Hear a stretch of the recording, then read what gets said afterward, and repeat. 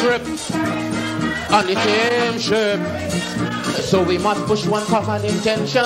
It's for a better life in the region. For we woman and we children. That must be the ambition of the Caribbean and the Caribbean and the Caribbean.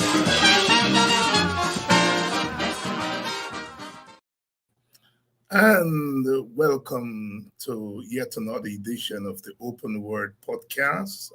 Of course, on this podcast, we examine issues of our political economy and culture as they relate to Guyana and the wider Caribbean.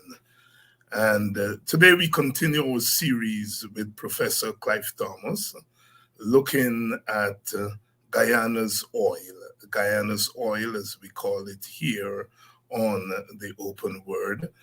We have had 2 episodes with Professor before, introducing our series. The first episode, you can see that on the Politics 101 website and, of course, the YouTube channel.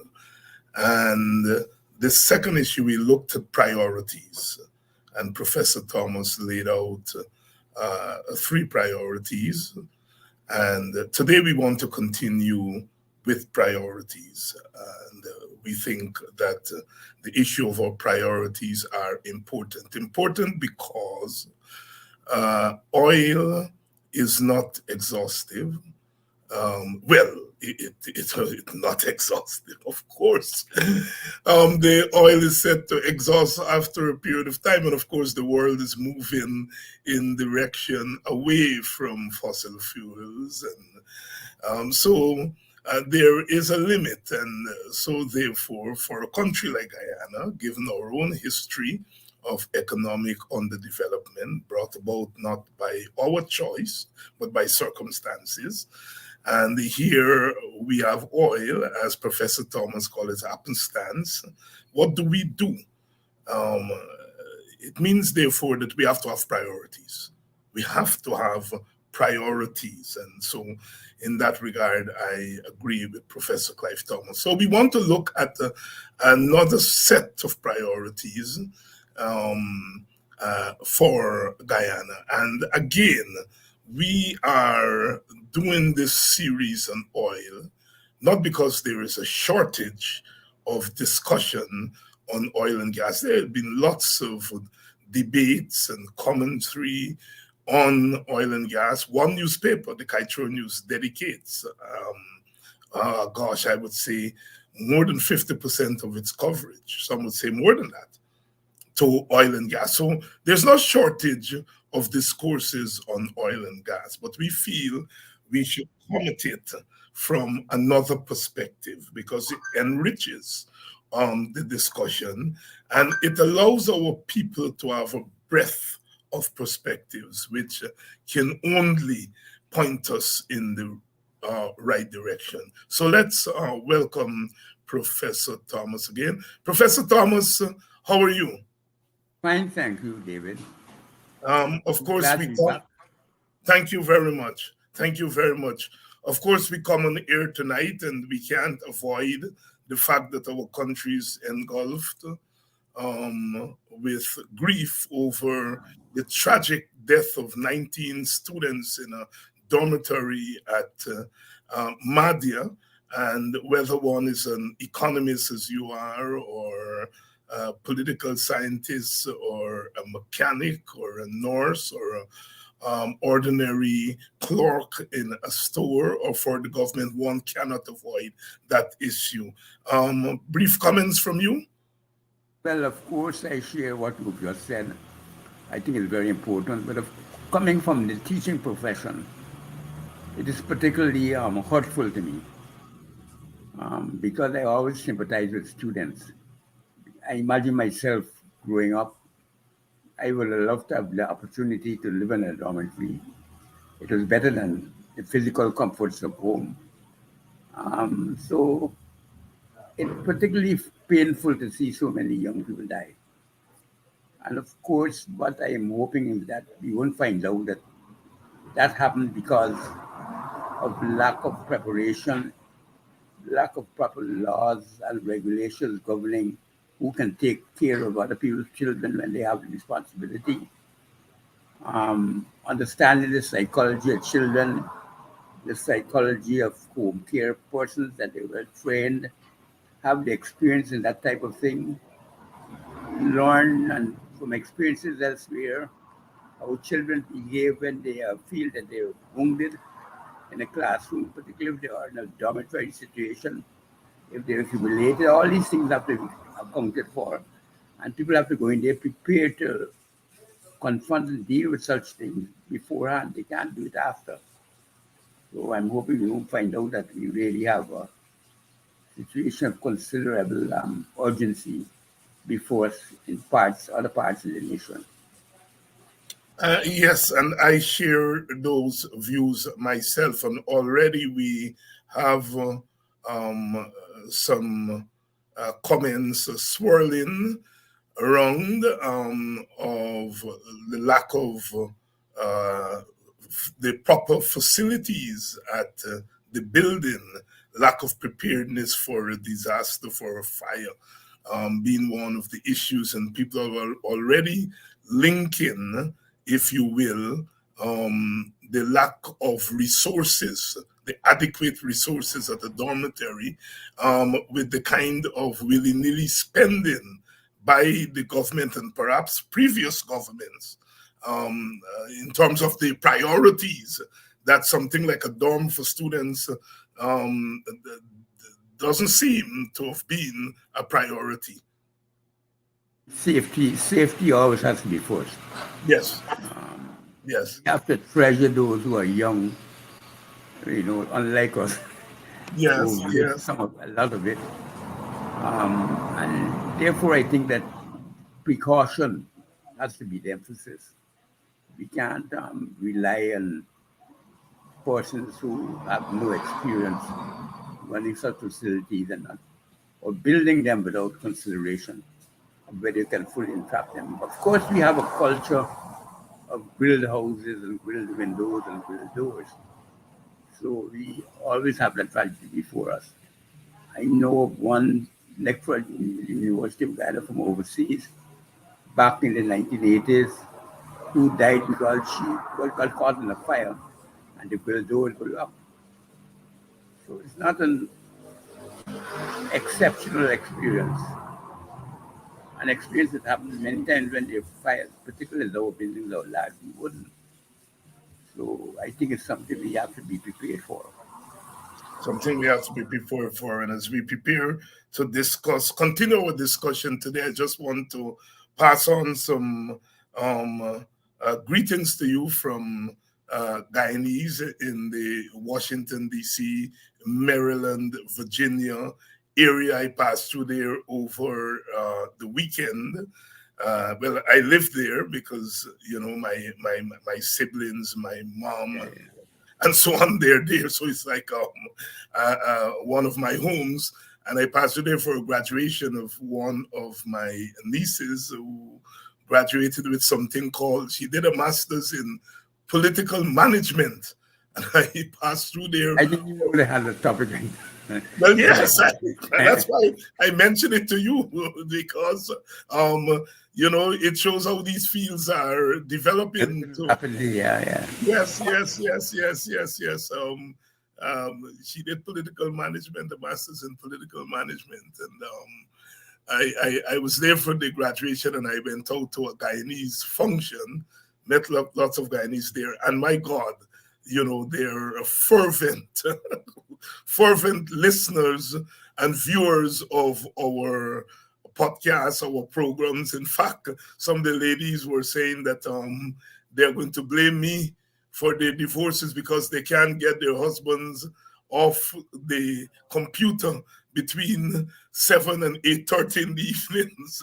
And lots of them had seen the first 2 episodes of our podcast, and they were particularly interested in the discussion we've been having. What really intrigued me is that these are not economists and so on, but they're into the discourses on oil, and they were telling me that they like the way in which you laid out the priorities, what should be the priorities, because they've been hearing that so much can be done and so much should be done. And the fact that you've begun to lay out priorities, they find quite intriguing. And one of those is your own brother. Yeah. in the area there. So I just want to pass on those well wishes. I hope he listening. Yes. So Clive, last week you laid out 3 priorities, and we want to continue in that vein. And one of the things I want to really press you on is the question of continuance. That, we have this problem in Guyana, the Caribbean, and I suppose most of the developing world, that one government begins something, and then a new government comes in, it scraps it and starts anew. Is that something we can afford to risk in this period of oil, or should we prioritize continuity in terms of our programs? We should prioritize continuity. And if I think we do that, we develop a system in which the governments themselves are not governing only for the period that they are the elected government, but they're governing with a sense of a perpetuity before them, a continuing upgrading of Guyana. I feel that vision is absolutely necessary. And that is why I take a very stern view and a very different view from those who see in this oil opportunity that Guyana faces something to denigrate. For the first time, governments elected by the people of Guyana, whether you like them or not, are given the opportunity with resources to build a different Guyana. By a different Guyana, a Guyana in which there is no poverty. We can eliminate monetary poverty. Poor people will always be with us in a real sense. Tragedies will always exist. But a substantial, enormous bulk of people in Guyana, at least 40%, who are unable to live at the levels that they should be able to live in a modern world in 2023 because they do not have monetary income. We can get rid of those people's plight right now with resources that we anticipate to 2040. And more importantly, that is why the window of opportunity that we talked about is important. Because the window of opportunity for having this oil being sold at a competitive global market and acceptable because it does not harm the climate by emitting carbon, and the carbon trade becomes a trade of disbenefit to most people, is just about 50 years. I have taken the view, those who are following the columns, that we have till roughly 2050, which will be the projected time frame from the United Nations and international energy, national and international energy agencies, that a transition will be made from fossil fuels to renewable forms of energy, and maybe other forms as well. But I think importantly for us, there's a transition to the renewables, and that is why I prioritize the investment in renewables as a priority investment. There's also an opportunity coming out of nuclear, but nuclear has a great disadvantage in that many people are scared of radioactive. The radioactivity of nuclear energy. From all we know about Hiroshima and the use of nuclear weapons and so on, it has built up a natural aversion to the use of nuclear power. But there's some bodies which anticipate that might be, over the very, very long run, the source of safe energy producing fuel which does not emit any carbon emissions at all. It's just the sun's energy you're using. So that is a long prospect we face.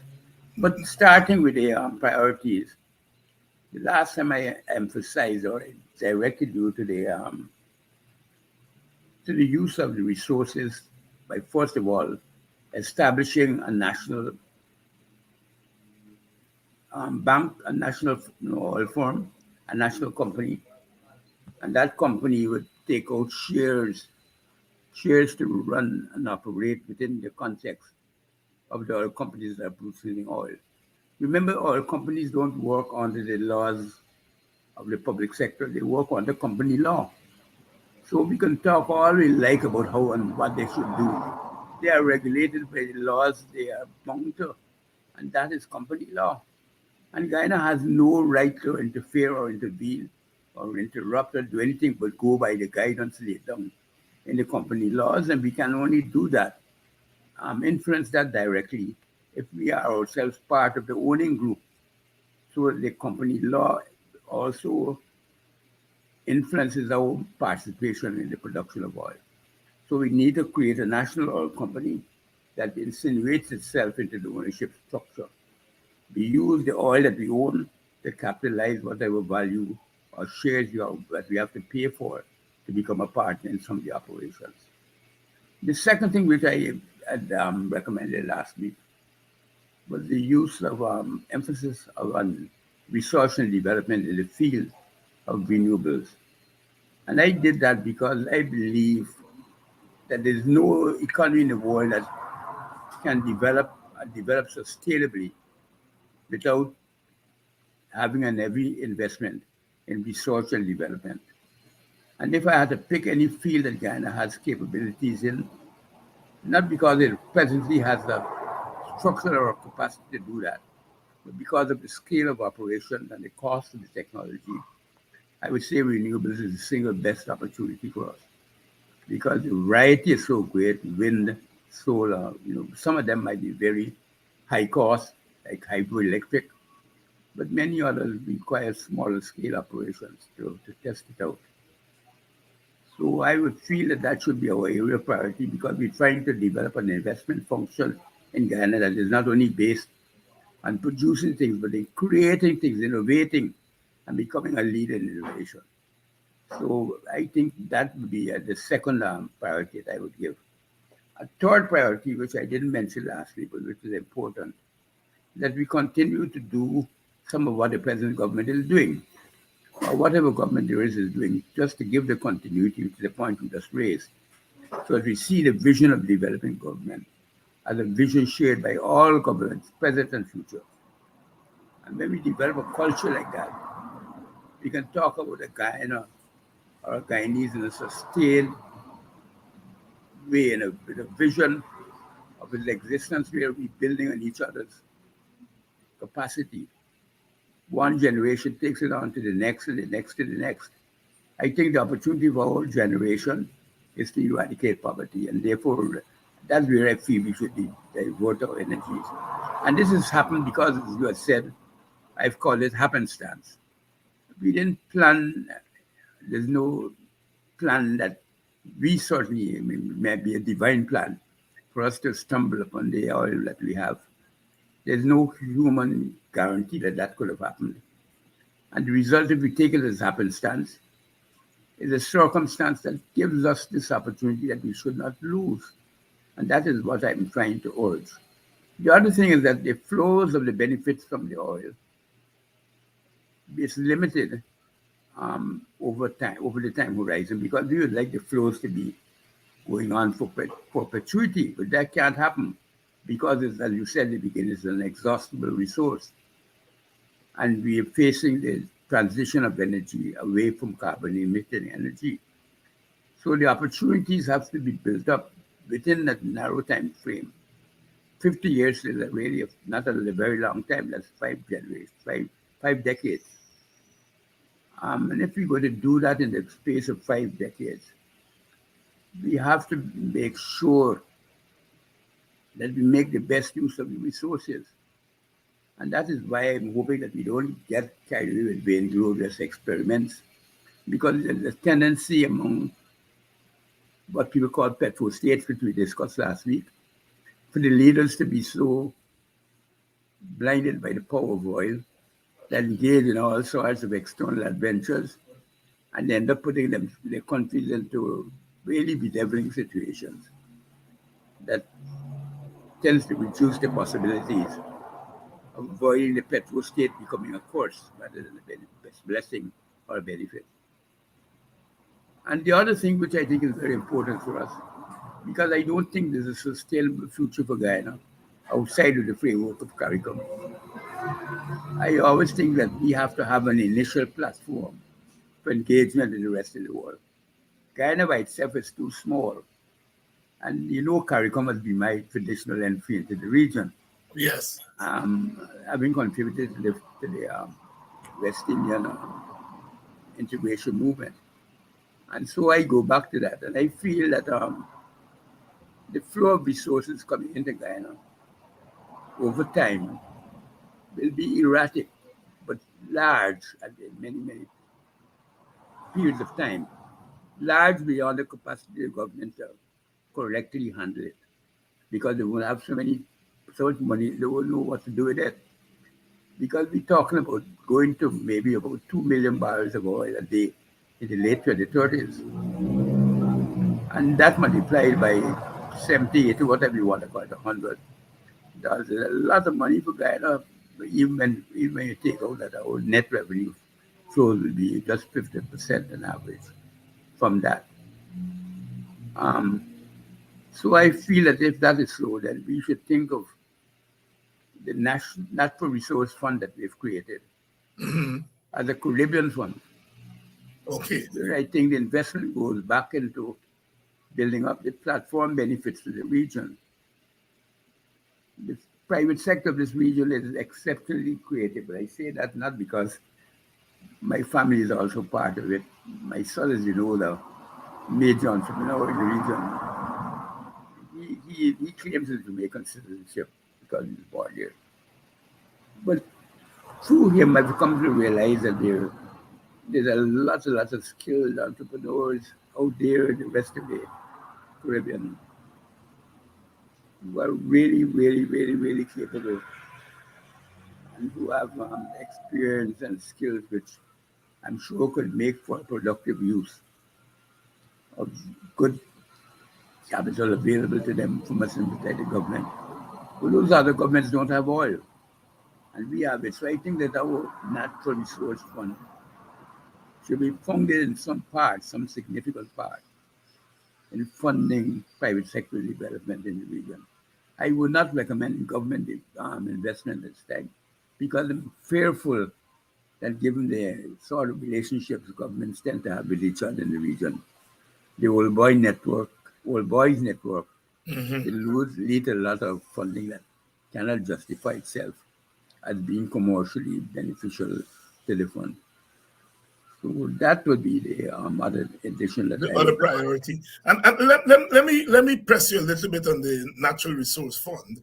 You had some reservations of the way in which the fund was initially rolled out, and I want you to refresh us because it is very, very, very important. We've had two iterations of the Natural Resource Fund. The first iteration under the previous government, the coalition government, and then in 2021, the present government changed or overhauled, however you describe it, the original iteration.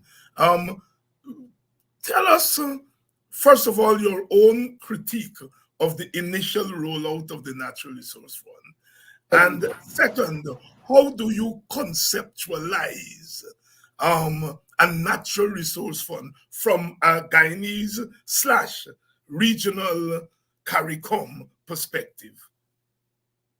I'll try and attempt both of those things. Yes.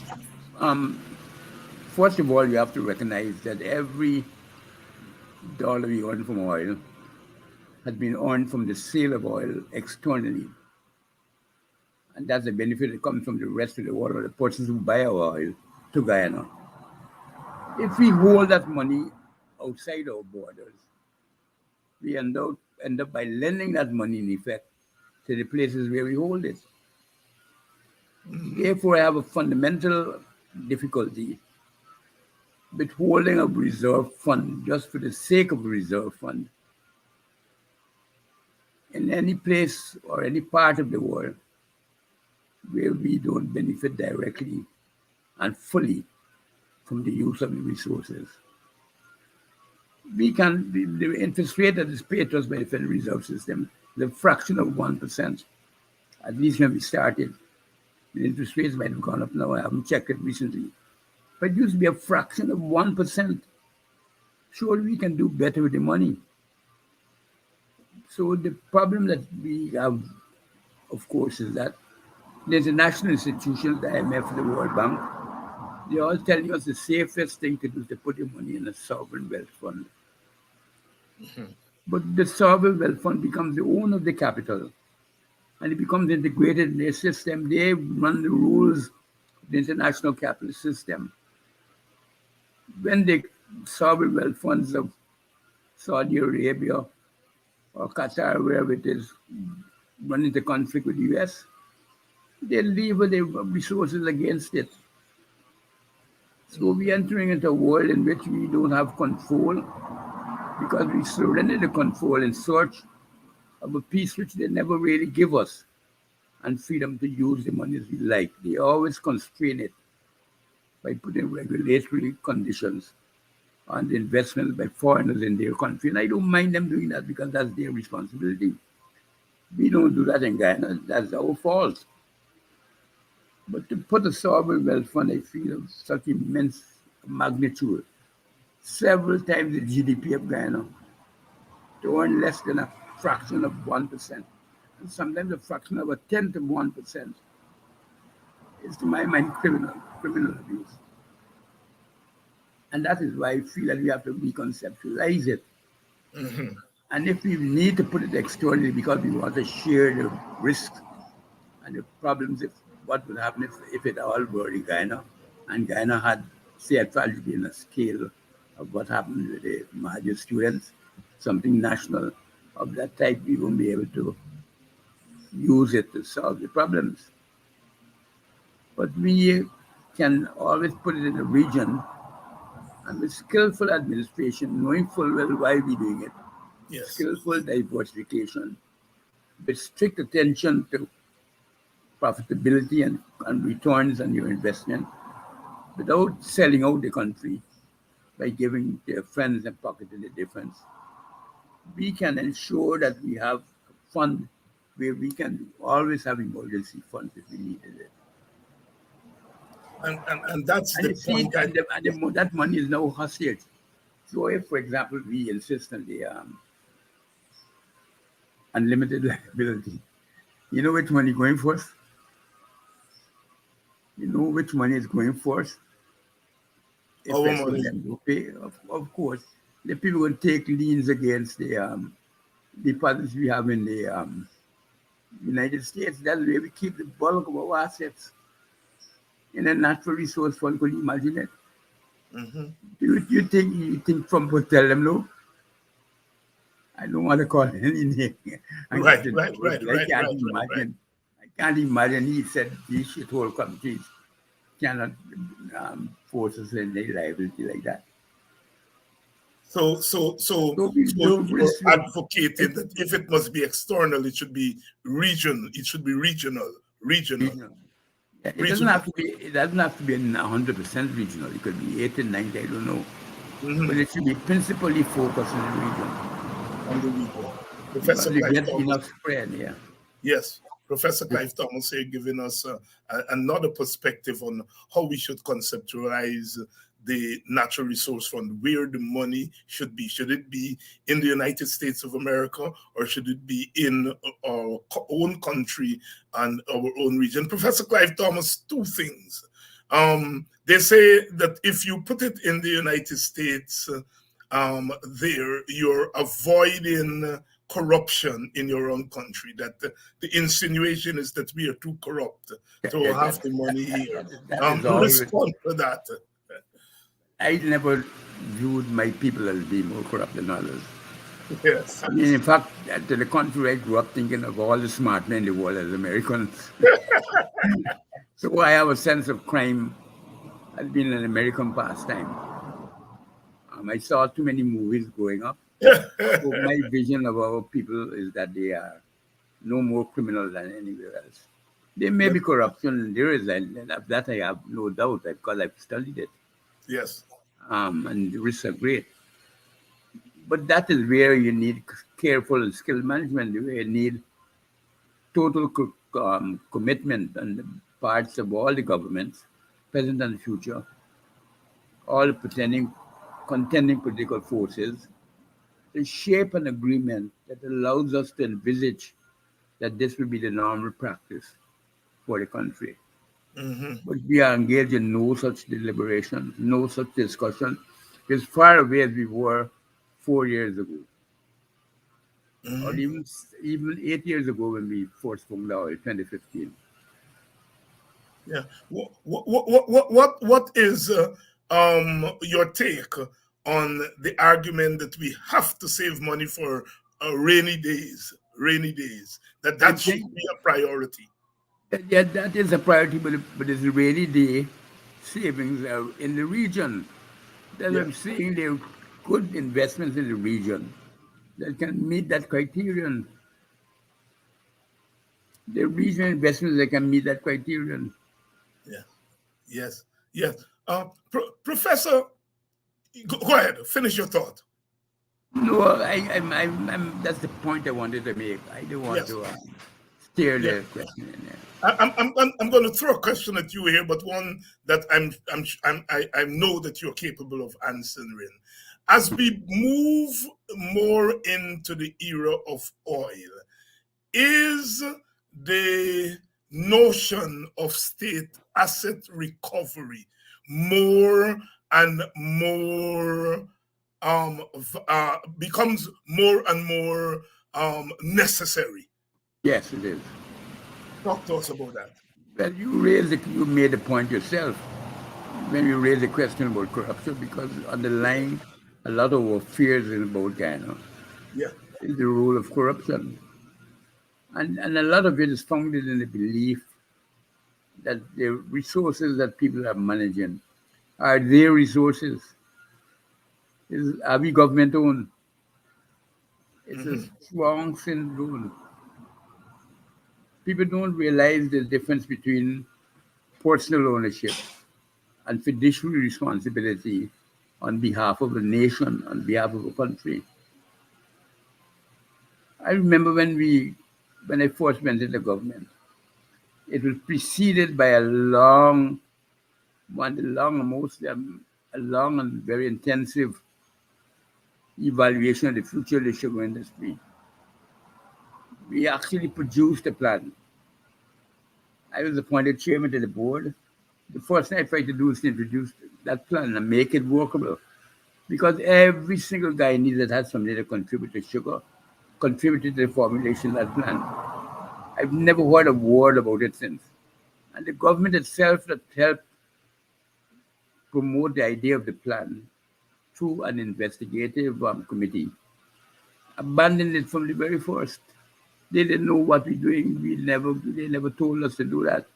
But they had agreed to the plan.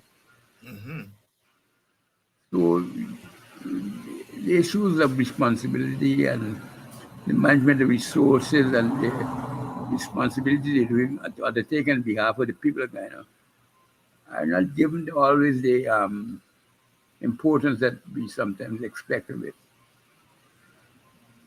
So we have that difficulty to face.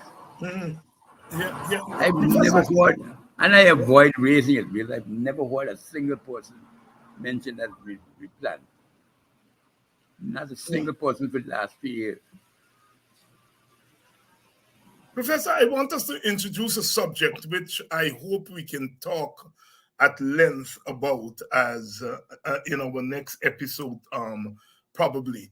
And that is where you raised the question of the regional dimension, but there's also the international dimension. We know that we have all these international clusters, if we call them. There is OPEC. We have the BRICS community, the Brazil, South Africa, etc. Countries, and invariably, if we are producing the volume of oil that we're producing, invariably we will have to make choices about who we align, which of these communities we join. So the larger global foreign policy of oil, if you will. Can you touch on that for us? I could mention it briefly, because with the limited time we have. First of all, I have done a few articles on two immediate options that come up. One is, shall we be a member of OPEC or not? And the other one is, shall we aspire to be what is called a swing producer?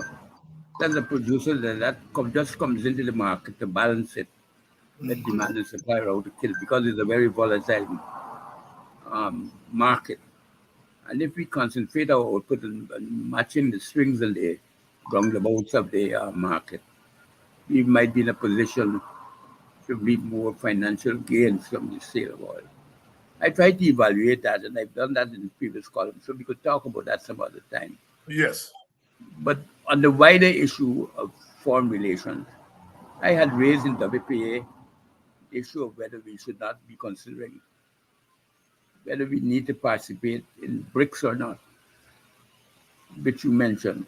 Yes. The Brazil, Russia, India, China, South Africa.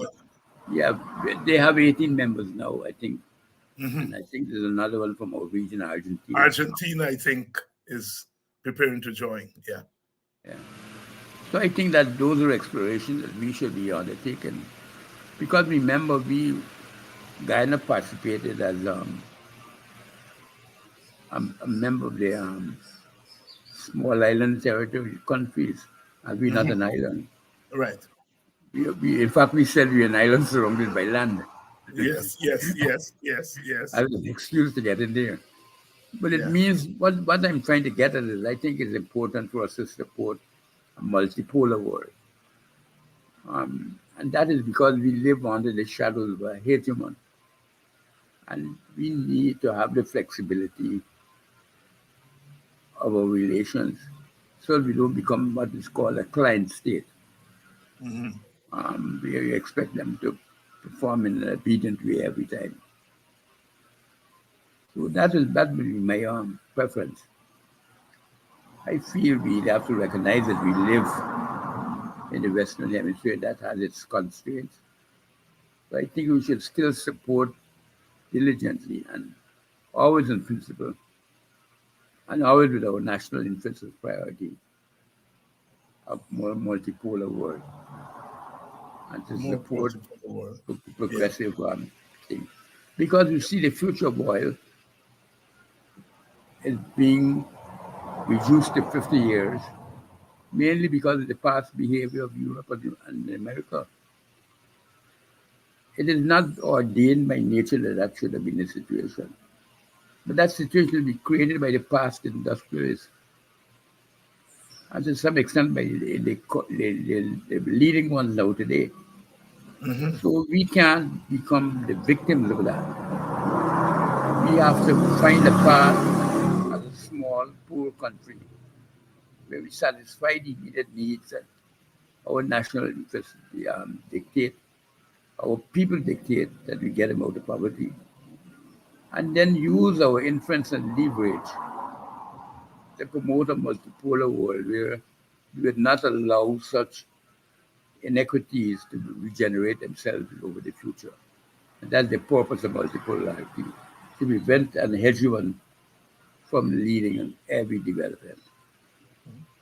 Yeah, Dr. Thomas, I want us to go out on this note. The government is the government, and the government, of course, is pursuing its own agenda, its own program, if you will. It says it's a government by its manifesto. Its manifesto. And recently, the main opposition party, the PNC, its leader was asked about its plans for oil, and he said he wants to lay out his plan in time for the next general election. I would imagine that your plan, your priority, your list of priorities that we've discussed in the last 2 episodes, that you would have laid that before the WPA for its discussion and adoption. I know the WPA has adopted the cash transfer and other aspects of the priority. So one can say that your plan that is laid out here is most likely going to be a plan that is adopted by the WPA. How beneficial it is for us to have separate plans and hold them to campaign around an election, rather than, as you said, sitting down now. So if the government has a vision of what it wants to do, the PNC has a vision of what it wants to do, you and the WPA have a vision of what you want to do. How can we not benefit from, I don't want to use the term summit, but can we not benefit from a coming together of these various visions and plans and have a kind of national, inclusive national vision for oil? Comment on that for me. Yeah. It is a priority, but it's difficult. Well, it's difficult to achieve. Yeah. And even more difficult to implement, because I think I told you about the sugar. Yes. Everybody agreed that we should have this sugar commission, and every single person, despite their political type, every senior significant manager living in Guyana and under overseas came back to participate in that commission inquiry. So it was a really thorough job, and there were very few things I participated in that was so complete and thorough. And nobody knows where the plan is now. Mm-hmm. I've never heard one word mentioned of it. It never came up when they were discussing the concerns that the people were raising about the plan, when they themselves have to shape the plan. Yeah. Everybody agreed in it, but once it gets into the execution stage, then people began to blame each other. Yeah. So I don't know if you'll get something going like that in the like that. Yeah. Professor Thomas, as a boy coming in to politics in the mid 1970s, one of the first concepts that I was introduced to was something called Bread and Justice, and I have it to this day, my copy of that pamphlet that you did for and on behalf of the WPA. Is the notion of bread and justice still relevant in the era of oil? And that's my last question to you for today. Of course, I mean, everything that I write, I think, is an evolution of my thought. Yeah. It's shaped by the circumstances of the environment as it develops, shaped by new developments within Guyana and within the rest of the world. So you can't, if you talk about bread and justice in 1970, it can't be the same bread and justice in 2023. Right. Because if you're doing that, then you are denying the main methodology of your thinking. Yeah. That things develop dialectically. So it cannot be the same. Right. So you have to look at the new tendencies, the new formations, the new issues that develop over time and try to interpret them. Try to set new goals that will allow people to allow the country to escape the fundamental constraints it faces from time to time. Yeah. I would have said that the days of bread and justice, independence was a priority. Uh-huh. But now liberation from poverty cannot be done through independence alone. And that is the next thing. Then we move on. then we leave the other generations to move to something else. To something else. And I'm so glad that you that you, in a sense, made that comment, because of the recent critique by one or two people who were saying that here is this dependency on the development theorists of the 1970s, quote unquote, singing another song in 2023. So I'm very glad that you talk about the evolution of thought and bringing thought into harmony with the change situation. Yeah, say that again.